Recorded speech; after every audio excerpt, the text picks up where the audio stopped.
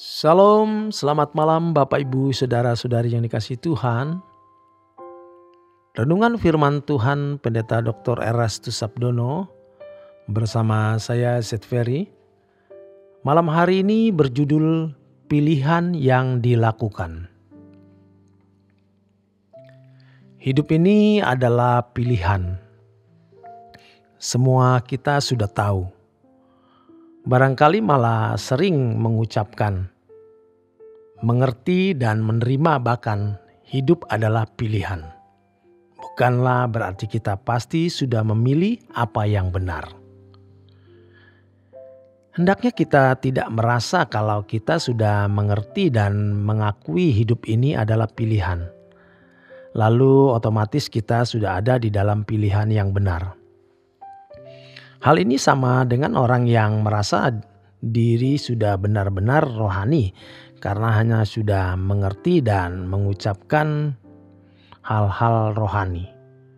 Padahal apa yang diucapkan, dikhotbahkan, diajarkan bukan berarti sudah dilakukan.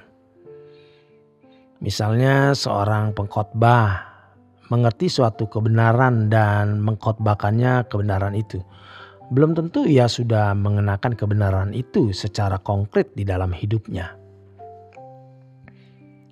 Sering sekali kita tidak sadar bahwa apa yang kita mengerti dan kita terima itu sebenarnya belum kita bunyikan di dalam kehidupan kita. Belum kita terjemahkan di dalam perilaku kita. Hidup ini adalah pilihan, salah satu pilihan kita dan harus dikatakan atau tepatnya satu-satunya pilihan kita itu adalah Tuhan. Itu jelas. Kita juga pasti sudah setuju dan mengakui hal ini. Tetapi bagaimana kita menerapkan kehidupan yang memilih Tuhan? Memilih Tuhan tidak cukup hanya dengan menjadi orang Kristen. Kita berdoa, kita melakukan ibadah secara liturgi.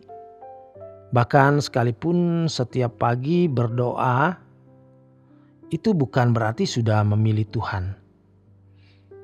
Kita disebut memilih Tuhan kalau kita benar-benar menjalankan atau menjalani jalannya.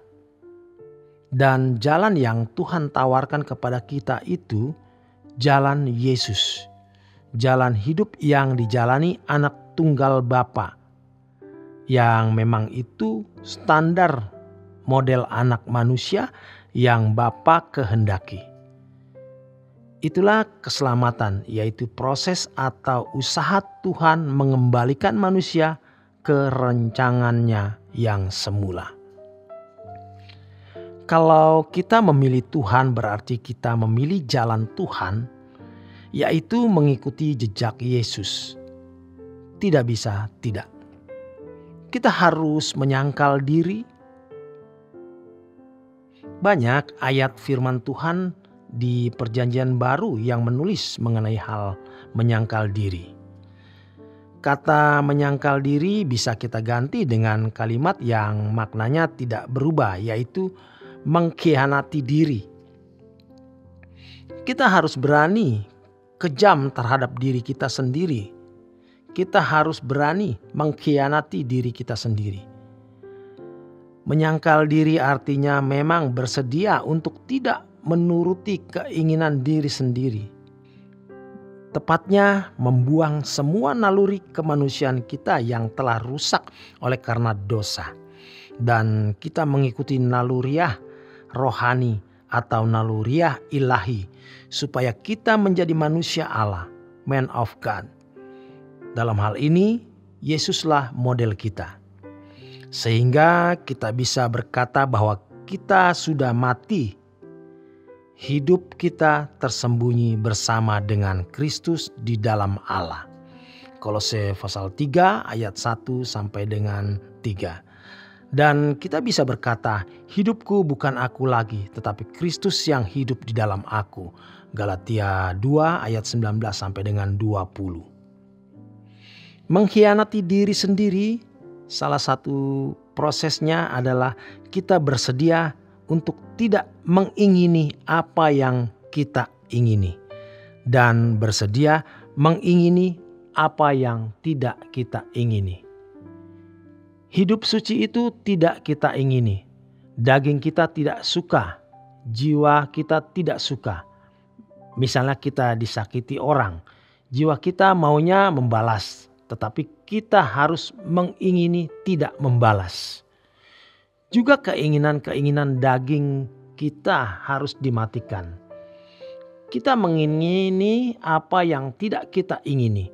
Kita tidak mengingini apa yang kita ingini. Sebab kita mengingini kehendak Allah. Kesucian Allah yang itu sulit. Itu berat. Itu menyakitkan.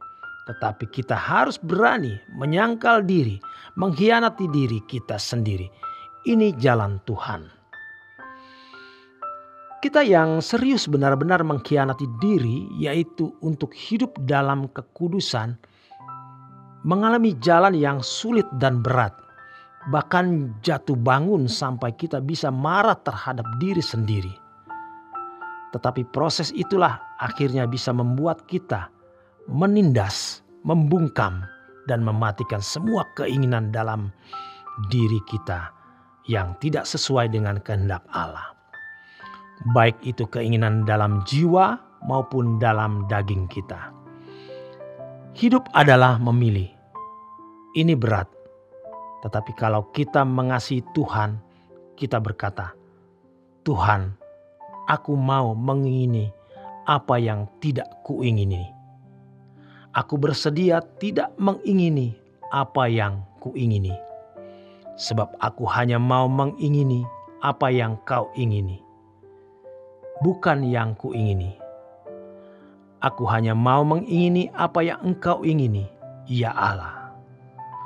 Dan hal ini merupakan proses sampai kita melakukan apa yang Bapa kehendaki dengan tepat atau sempurna. Kita semua belum sempurna, tetapi kita harus tetap mau berjuang.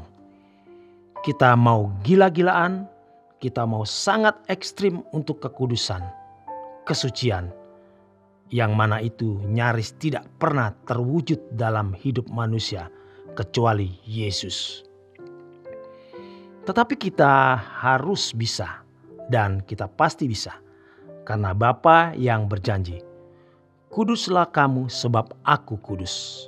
1 Petrus 1 ayat 17. Jadi harus berani. Del dengan manusia lama kita. Del artinya putus hubungan, menyenangkan Bapa saja. Demikian kebenaran firman Tuhan malam hari ini. Selamat malam, selamat berjuang.